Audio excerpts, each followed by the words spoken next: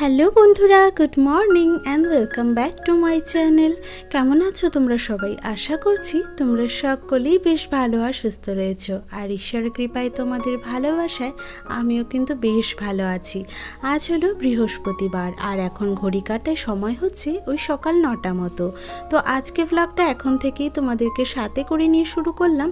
আশা করছি প্রতিদিনের মতন আজকে ব্লগটিও তোমাদের বেশ ভালো লাগবে। তো চলো দেখতে থাকো। আজ সকাল সকাল ঘুম থেকে উঠে সংসারের সমস্ত বাসি কাজকর্ম সেরে নিয়েছি। যদিও ঘরের বাসি বিছানাটা এখনও তোলা হয়নি, ভাবলাম আগে কাজটা সেরে নিয়ে স্নানটা করে নিই। কারণ আজ যেহেতু বৃহস্পতিবার, তাই একটুখানি সকাল সকালই ঠাকুর ঘরে আসার চেষ্টা করলাম। তো এই যে দেখতেই পাচ্ছ, এ ঘরে এসে প্রথমে ধূপ প্রদীপ জ্বালিয়ে দিয়ে শিবলিঙ্গে একটুখানি পুজো করে নিয়েছি। আর সেই সাথে এই যে গীতাটাও কিন্তু পাঠ করে নিলাম। ওদিকে মাও স্নান সেরে চলে এসেছে ঠাকুর ঘরের বাকি পুজোটা সেরে নিতে। আর এখন যেহেতু ঠাকুর ঘরে আমি একটুখানি বেশি সময় দিয়ে থাকি, তো সেই ক্ষেত্রে স্নানটা সেরে পুজোটা যদি আগে করে নিতে পারি, আমার যেন মনে হয় সংসারের একটা বড় কাজ সেরে ফেলেছি। তো এই যে দেখতে দেখতে ঠাকুর ঘর থেকে এসে আমার ঘরের বাসি বিছানাটাকেও কিন্তু তুলে নিয়েছি। প্রত্যেক দিনই চেষ্টা করি স্নান করার আগে বাসি কাজকর্মগুলো, সেই সাথে ঘরের বাসি বিছানাটা তুলে ফেলতে। তবে আজ জানো তো, ওই বাসি কাজকর্মগুলো সারতে গিয়ে এতটা পরিমাণে ঘেমে গিয়েছিলাম, স্নান না করে আর পারলাম না। সেই সাথে এই যে কাজকর্ম করতে গিয়ে আমার নাইটির অর্ধেক অংশ প্রায় ভিজেই গিয়েছিল টিউবওয়েলে।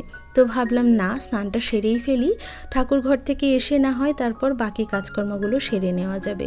আসলে আমাদের সংসারের প্রতিদিনের কাজকর্মগুলো কিন্তু কখনোই একই রকম হয় না, একটুখানি 19-20 কিন্তু হয়েই যায়। তো এই যে বাসি বিছানাটা তুলে নিয়েছি, আর সেই সাথে ঘরে যে সোফাটা রয়েছে সেটাকেও একটুখানি ঝেড়ে নিয়ে কুশনগুলোকে জায়গা মতো গুছিয়ে রেখে দিয়েছি। এখন চলো পুরো ঘরটাকে একবার ঝেড়ে নিই। সকালে যদিও একবার ঝাড়া পড়ে ঘরটায়, তবুও ওই যে ঘরটা যখনই আমি গোছাতে আসি বা বিছানাটা যখনই আমি ঝেড়ে ফেলি, সেই সাথে কিন্তু ঘরটাকেও কিন্তু আমাকে ঝেড়ে নিতে হয়। তা না হলে ঘরের মেঝের মধ্যে যথেষ্ট ধুলোবালি পড়ে থাকে, আর সেগুলো পায়ে পায়ে আবার বিছানাতে উঠে যায়। আর এই তো বন্ধুরা, ঘরের টুকিটাকি কাজকর্ম সেরে নিয়ে এখন সকালের টিফিনটা বানিয়ে নেব। সকালে যদিও শুধুমাত্র থাইরয়েডের ওষুধটাই খেয়েছিলাম, আর তো কিছু খাওয়ার সুযোগ হয়নি, তো ভাবছি এখন একটুখানি লুচি বানিয়ে নেব। তো লুচির জন্য বাড়িতে আগে থেকেই আনা ছিল সাদা আটা, তার মধ্যে একটুখানি নুন, চিনি আর সর্ষের তেল মিশিয়ে আটাটাকে খুব ভালো করে মেখে নিয়েছি। তো সেটাকে কিছুক্ষণ ঢাকা দিয়ে রেখে দিয়েছিলাম। আর এখন দেখো, খুব সুন্দরভাবে গোল গোল করে লেচিগুলো বানিয়ে নিয়েছি। তো ঝটপট করে দেখো লেচিগুলো কিন্তু লুচির আকারে বেলেও নিলাম।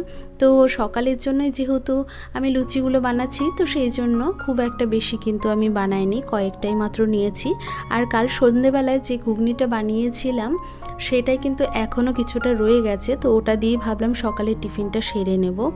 আর এই যে দেখো, দেখতে দেখতে লুচিগুলো কিন্তু আমার ভাজাও হয়ে গেছে। আর আজকে প্রত্যেকটা লুচি কিন্তু দেখো ভীষণ সুন্দরভাবে ফুলেছে। আসলে রুটি হোক বা লুচি, সেটা ভাজার সময় যদি এরকম ফোলে না, দেখতে কিন্তু ভীষণ ভালো লাগে, আর সেই সাথে খেতেও ভালো লাগে, তাই না?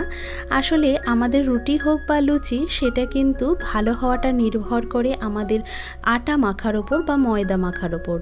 আমি যদিও খুব একটা ভালোভাবে মাখতে পারি না, তবে এখন না ধীরে ধীরে সবটাই শিখে নিতে শুরু করেছি। তো যাই হোক, এই যে সকালের খাওয়া দাওয়া কিন্তু কমপ্লিট করে নিয়েছি বাড়ির সকলে মিলে। আর সত্যি বলতে কি, ঘুগনি দিয়ে লুচি খেতে কিন্তু আমি ভীষণ ভালোবাসি।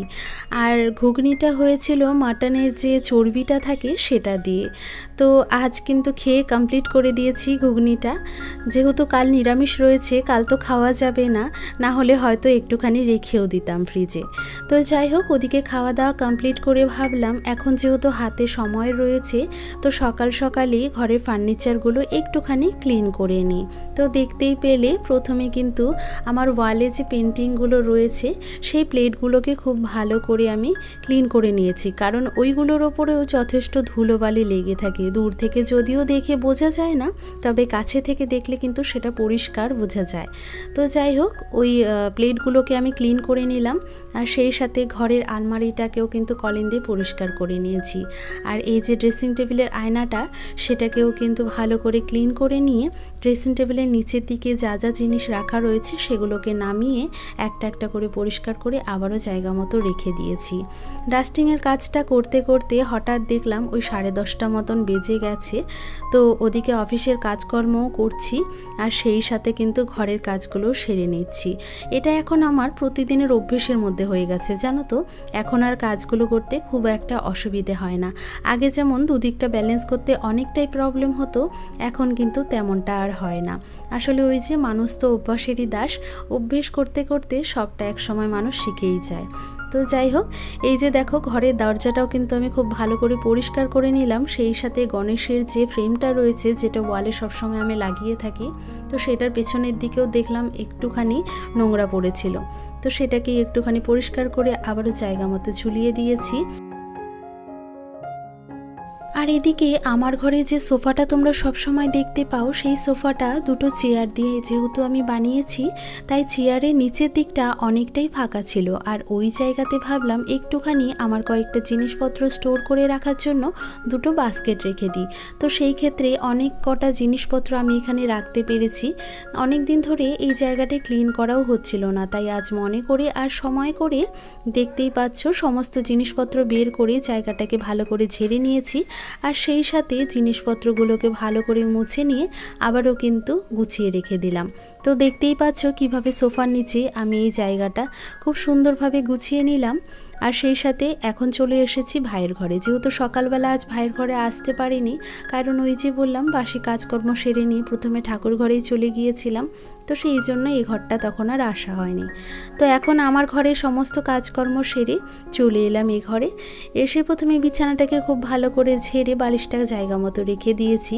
আর সেই সাথে প্রতিদিনের মতো এই যে ঘরের টেবিলটা রয়েছে, টেবিলের জিনিসপত্রগুলোকে নামিয়ে একটুখানি ঝেড়ে নিলাম। আর তারপরে জিনিসগুলোকে আবারও কিন্তু জায়গা মতো সাজিয়ে গুছিয়ে সুন্দরভাবে রেখে দিচ্ছি। আর এতক্ষণ পর্যন্ত যে সকল বন্ধুরা ধৈর্য সহকারে আমার ভিডিওটি দেখেছো, আশা করছি ভিডিওটি তোমাদের ভালো লেগেছে। আর যদি আজকের এই ভিডিওটি তোমাদের ভালো লেগে থাকে, প্লিজ ভিডিওটিতে একটি লাইক আর একটি সুন্দর কমেন্ট করে যেও।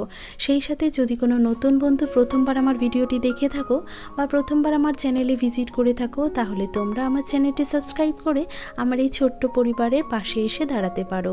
আর যে সকল বন্ধুরা অলরেডি এই কাজটি করে রেখেছো, সেই সকল বন্ধুদের জানাই অসংখ্য ধন্যবাদ আমার পাশে থাকার জন্য আর এইভাবে আমাকে সাপোর্ট করে যাওয়ার জন্য।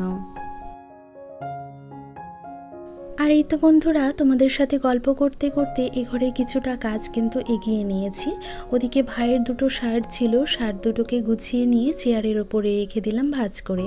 আর তারপরে আলনাতে দেখলাম একটা টি শার্ট এলোমেলো হয়েছিল, তো সেটাকেই আবারও কিন্তু আলনাতে সুন্দরভাবে গুছিয়ে রেখেছি।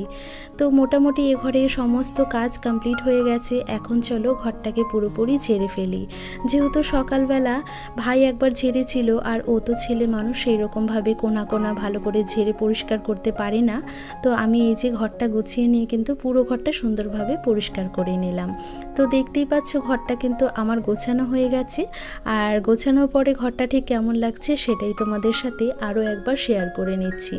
আসলে আমার প্রত্যেকটা ছোট ছোট ঘরই আমার কাছে কিন্তু একটা স্বর্গের সমান, জানো তো। তো আমার এই ভাঙাচোরা ছোট্ট ঘরগুলোকে আমি এরকমভাবেই প্রতিদিন গুছিয়ে রাখতে চেষ্টা করি। সেই সাথে দুপুরের খাওয়া দাওয়া কিন্তু আজকে সেরে নিলাম। আর আজকের মতো এখানেই বিদায় নিচ্ছি বন্ধুরা, টাটা।